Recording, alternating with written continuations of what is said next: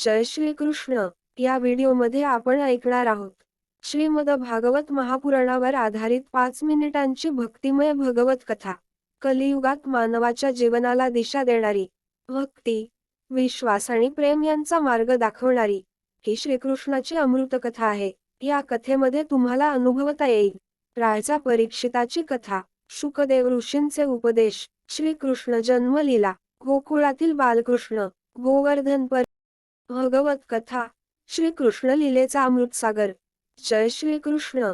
या कलियुगात जर कोणती गोष्ट मानवाला मोक्षाच्या मार्गावर घेऊन जाते तर ती म्हणजे भगवत कथा.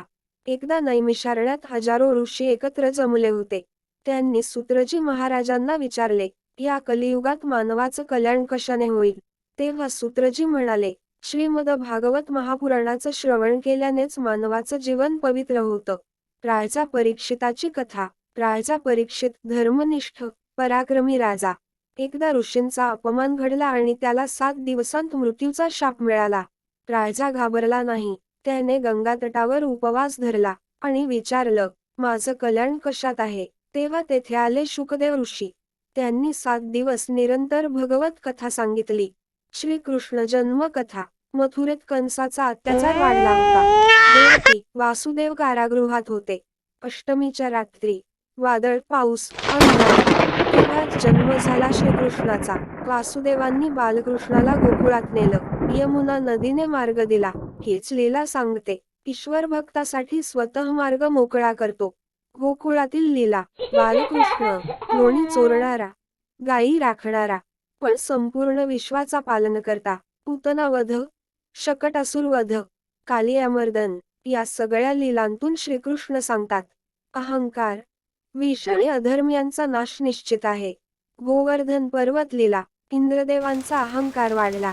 कृष्णाने गोकुळवासियांना सांगितलं, इंद्राची पूजा नको, कर्माची पूजा करा. इंद्राने प्रलय केला. तेव्हा श्रीकृष्णाने करंगळीवर गोवर्धन पर्वत उचलला. संदेश स्पष्ट होता, जो भगवंतावर विश्वास ठेवतो त्याच्यावर संकट टिकत नाही. सुदामाची भक्ती. सुदामा, गरीब ब्राह्मण, हातात फक्त पोहे, कृष्णाला भेटायला गेला.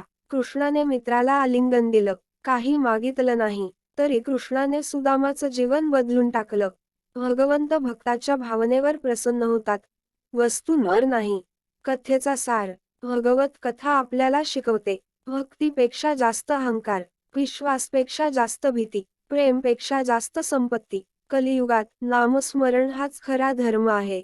हरे कृष्ण, कृष्ण कृष्ण हरे हरे, हरे राम, राम राम हरे हरे. जर तुम्हाला भागवत गीता प्रत्येक अध्याय पाहिजे असेल तर तुम्ही अध्याय एक एक करून तुम्हाला सांगेल कमेंट बॉक्समध्ये लिहा.